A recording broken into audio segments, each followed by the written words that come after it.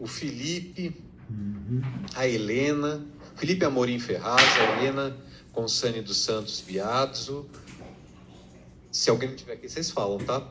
O Henrique Roldan Ambrode, João Vitor Oliva Bate-Ferro, e a Manuela não tá. A Manu não veio, mas a Manuela Chevrier Marques também é desse grupo. Só para anotar, né? Anotar que ela tá com vocês. Vocês estão... Tá tudo bem? Vocês estão nervosos? Você tá com uma cara de nervoso. Tudo ótimo. Tudo ótimo. Hein, Helena? Não fique. Vocês estão bem? Pessoal, sim. Vocês aplicaram... Eu fiquei muito encantado quando a gente falou a primeira vez. E aí eu vou repetir aqui, que eu adorei. Porque eu acho que vocês pegaram um problema muito brasileiro para tentar solucionar, né, dentro do Fabulano e do projeto científico e do projeto Maker de vocês. Que a gente sabe que a gente mora num país tropical, que as chuvas torrenciais são uma questão que antes era só do verão, janeiro, mas hoje em dia o aquecimento global não tem mais data para acontecer, né? E a gente tem um problema de moradia que ocupa áreas de mata que acabam enfraquecendo a estrutura dos morros. E você tem deslizamento. Muitos deslizamento e tragédias no Brasil, né? O ano inteiro a gente escuta, vê no noticiário. E vocês fizeram um projeto de monitoramento desses deslizamentos. É isso mesmo? Aplicaram o construcionismo para monitorar os deslizamentos de terra. É isso? Contem um pouquinho para a gente, por favor. Isso mesmo. Todo mundo sabe, né, do que aconteceu no começo do ano. Foi uma grande tragédia no litoral. E vem acontecendo direto, várias chuvas fortes, como a gente pode ver, tipo, 2 semanas atrás, aqui em São Paulo mesmo, caindo várias árvores na rua. E tá virando muito frequente isso. E nenhuma atitude está sendo tomada pelo governo, pelos órgãos responsáveis.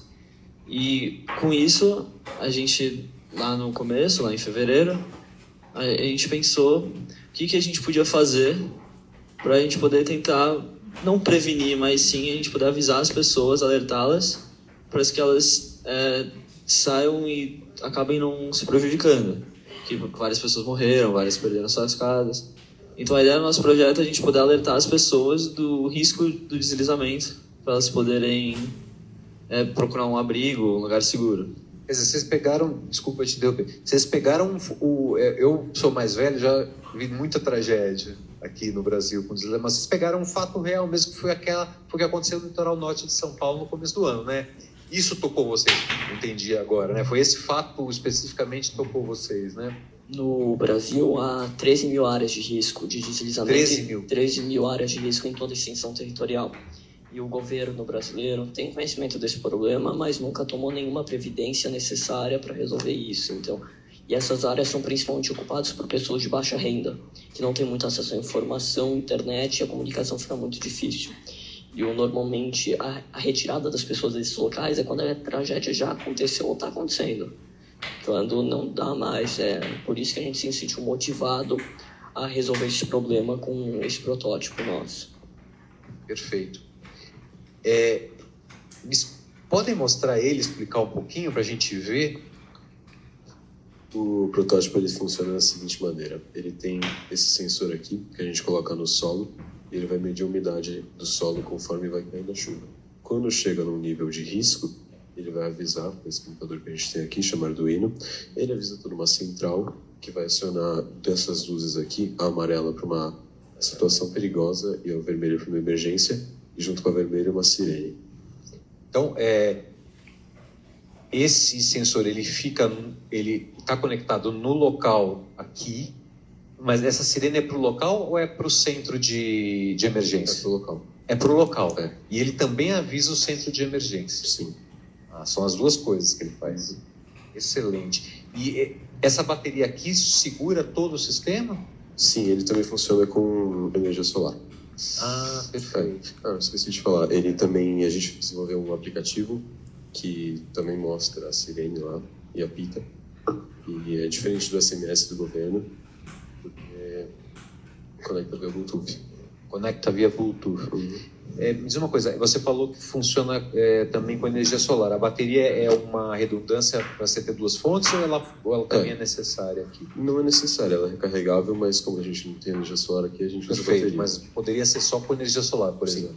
Outra motivação é desenvolver especificamente esse protótipo, porque existem milhões de maneiras de vocês desenvolver uma solução para esse problema, mas principalmente pela situação atual do nosso país, a gente tem que fazer de baixo custo, porque justamente tem que fazer em 3 mil áreas de risco, não pode ter o custo elevado. E por isso que o preço desse protótipo não passa muito de R$100, não. Fica mais ou menos nessa faixa de preço. Ele usa materiais baratos e ele é fácil de colocar em grande escala. Outra vantagem dele é que ele pode ser melhorado. Ele não é um sistema fechado. Você pode mudar o código. Você também pode adicionar outros fatores, porque, tipo, áreas que têm risco maior, você precisa ter um mapeamento a mais. Então, você pode complementar com outras coisas esse protótipo para ele ficar mais completo ainda. Helena, você que está quietinha, eu queria perguntar para você. Você acha que falta mulher nesse mundo das ciências? Porque eu percebo que não é pela nossa amostragem aqui, não. Existe um movimento para que mais mulheres participem das ciências. Esse é um movimento que está na universidade, que está no mercado. Né? Como é que foi a sua participação aqui? Você sentiu lá em Colômbia? Tinham muitas meninas? Como é que é essa questão do gênero? Hoje em dia eu acho que as mulheres estão cada vez mais na ciência. Em Colômbia tinha bastante mulher. Eu acho que os young makers, né, os mais novos, os estudantes, tinha mais mulher do que homem. E de adulto tinha tanto homem quanto mulher. Era bem dividido.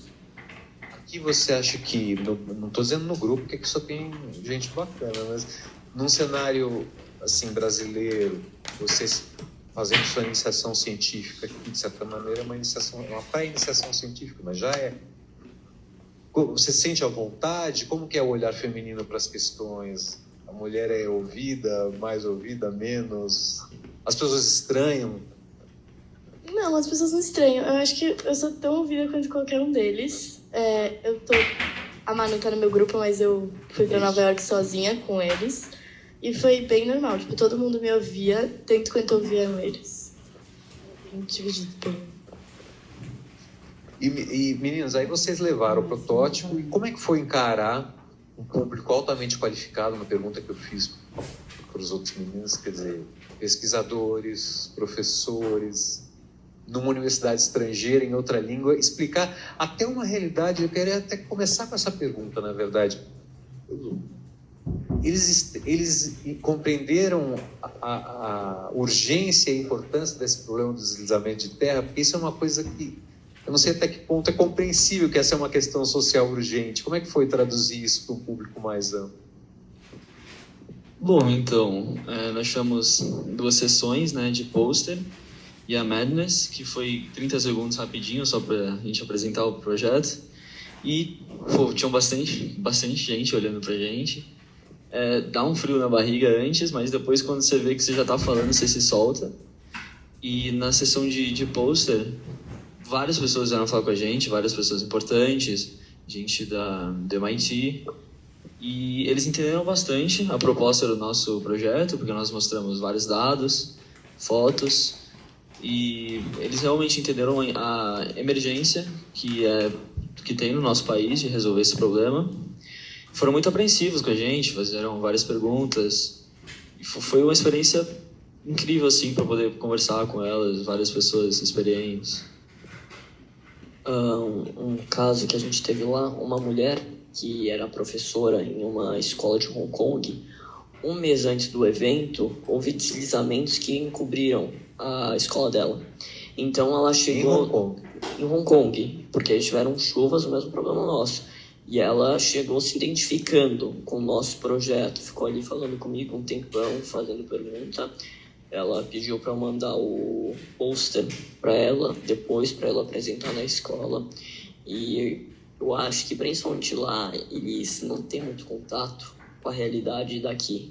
Eles não sabem muito. Eu achei legal a gente trazer esse problema para lá, para as pessoas verem nossa solução também. Mas ela é um caso bem atípico, digamos assim, né? É um caso que foi uma coincidência total, porque foi exatamente o que aconteceu aqui, só que lá. Agora, eu queria entender assim, num público geral, teve uma empatia com o problema? Entendeu? As pessoas entenderam a gravidade que é um deslizamento de terra? Essa que Eu eu acho que fiquei pensando. principalmente lá é muito difícil de passar. É muito difícil, a gente tentou dar muito problema que é. Mas é muito difícil de passar lá, que as pessoas não têm contato com esse problema. Principalmente em Nova York, que a maioria das pessoas são lá e nem devem conhecer isso. Então, é bem difícil passar esse problema para eles.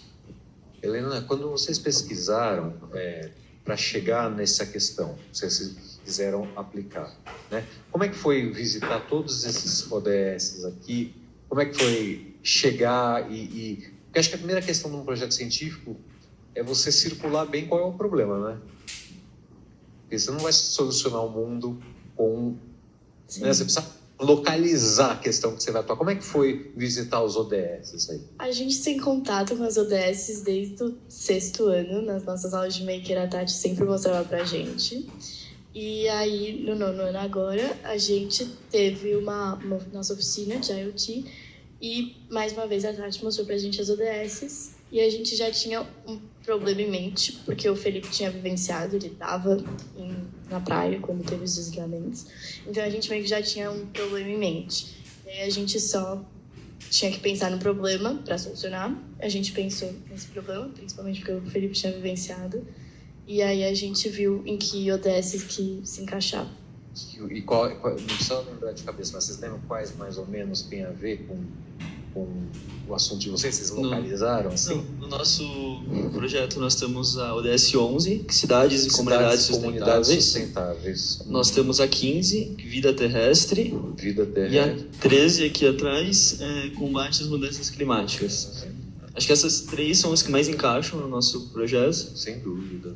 Se a pessoa entende o que são ODSs, ela vai entender mais o problema. O que o problema é, porque elas são muito diretas. Esse que é o ponto positivo delas. Elas são muito autoexplicativas e ajuda bastante a responder o que é o nosso problema e ver as pessoas verem a gravidade, dada a dificuldade de apresentar num lugar desse que as pessoas não têm contato.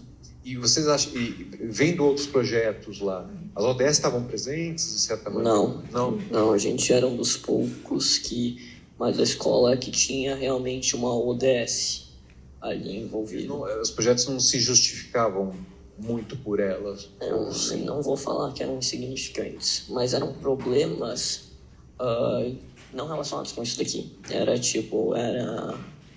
projetos científicos, assim, coisas tecnológicas legais, mas que realmente não iam salvar vidas.